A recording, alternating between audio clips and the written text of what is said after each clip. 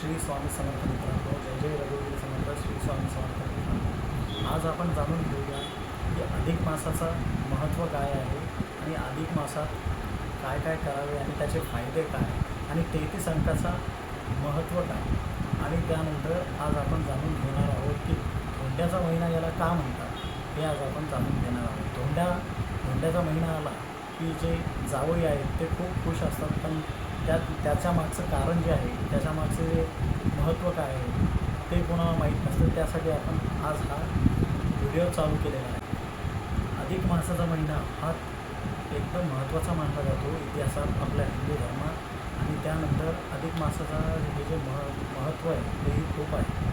आणि अधिक मासाचं हे जे वर्ष आहे, वर्षातला हा जो महिना आहे हा दर 3 वर्षानंतरच येतो, त्यामुळे याला खूप महत्त्व आहे. अधिक मास हा भगवान श्री विष्णू आणि पुरुषोत्तमास समर्पित केला जातो. पूजा, व्रत, ध्यान, त्यानंतर पारायण यासाठी त्यात खूप महत्त्वाचं आहे आणि त्यात ह्या गोष्टींना महत्त्व दिले जाते आणि खूप शुभ मानला जातो.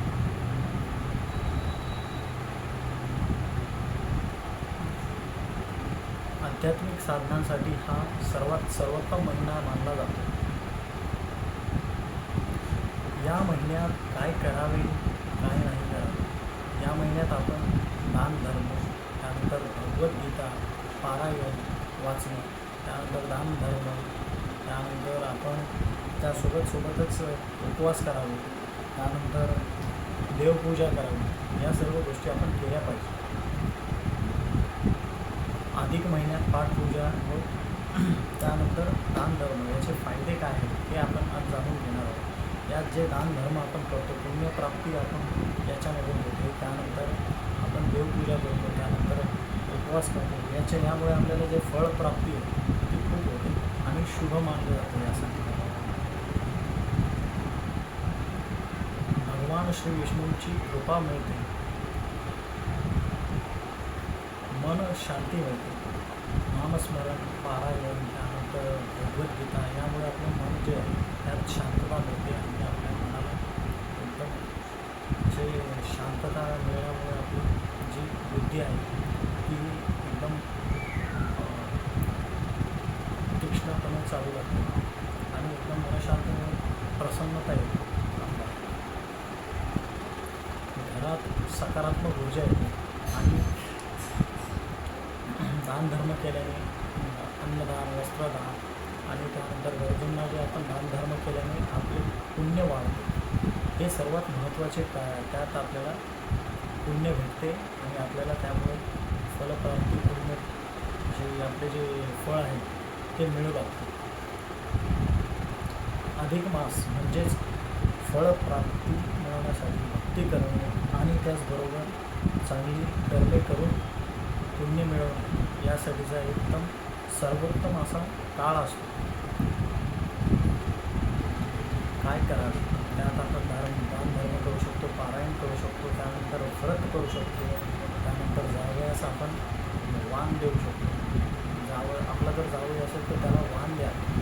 त्यामुळे आपले जे आपण जावयास जे वाण देतो ते जावई म्हणजे एक भगवान श्री विष्णूचा अवतार मानला जातो. त्यामुळे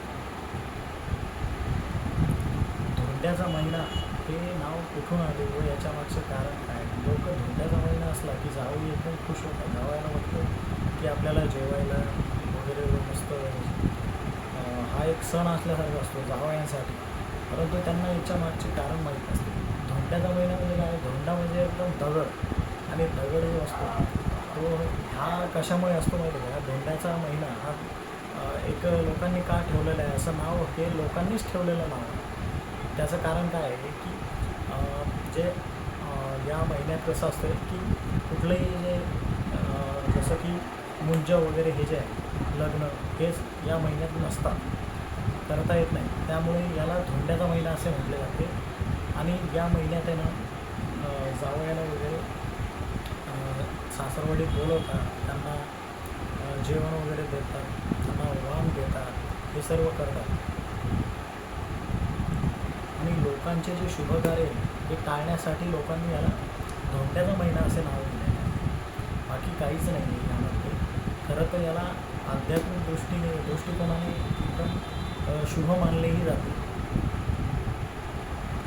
आता धोंड्याच्या महिन्यात जावयाला काय द्यावे व त्याला जावयासाठी काय वाण द्यावे, लेक आणि लेकीसोबतच जावया त्यात देण्यासाठी आपण काय काय देऊ शकतो. त्यामध्ये आपण नारळ देऊ शकतो. त्यानंतर त्याला आपण कपडे, वस्त्र त्याला आपण ते देऊ शकतो. त्यानंतर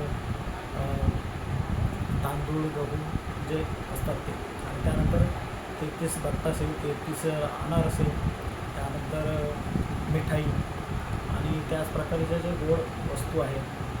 आणि हे सर्व कशासाठी करतात की जेणेकरून आपले जे ऋणानुबंध जे असतात ते एकदम छान व्हावे यासाठी आपण ते करतो. आणि त्यासाठी आपण दर 3 वर्षानंतर जो धोंड्याचा महिना येतो त्याला आपण जावयाला बोलून त्याची पूजा वगैरे करतो. असं एक लोकांनी ठरवलेलं आहे. आणि त्याला आपल्या याच्या जे हिंदूचे हे चालते त्यातही असंच आहे. त्यात तुम्ही सुपारी, त्यानंतर पैसे हे सर्वही देऊ शकतात.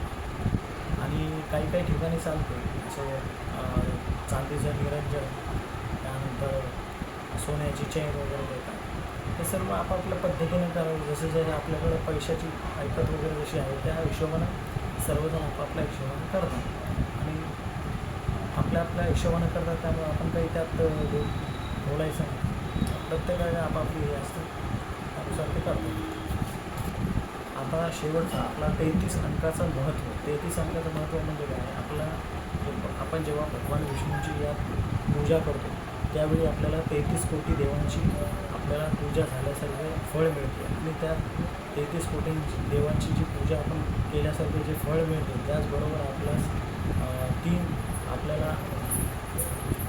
ब्राह्मणांना 33 ब्राह्मणांना आपल्याला जेव घालणं आणि किंवा 33 जे फळ वगैरे आहेत ते आपण आपल्या जावयाला वाण म्हणून देऊ शकतो. आणि 33 अनारसे, 33 बत्तासे वगैरे देऊन त्यानंतर वस्तू आपण देऊ तर त्यानुसार आपल्याला पुण्य प्राप्त होते. त्याची 33 ब्राह्मणांना भोजन, 33 ब्राह्मणांना भोजन आणि जावयाला 33 अनारसे, बत्तासे असे वस्तू वगैरे देऊन आपल्याला फळप्राप्ती होते. त्यासाठी आपल्याला 33 हा अंकाचे महत्त्व हे आज मी तुम्हाला सांगितलेलं आहे. अशाच व्हिडिओसाठी तुम्हाला जर पाहिजे असतील तर लाईक करा आमच्या चॅनलला, ज्याचं नाव आहे भक्तिदर्शन. आणि अशाच व्हिडिओसाठी माझ्या चॅनलला शेअर करा आपल्या मित्रांसोबत. आणि जे आपले नातेवाईक आहेत त्यांनाही शेअर करा. अशाच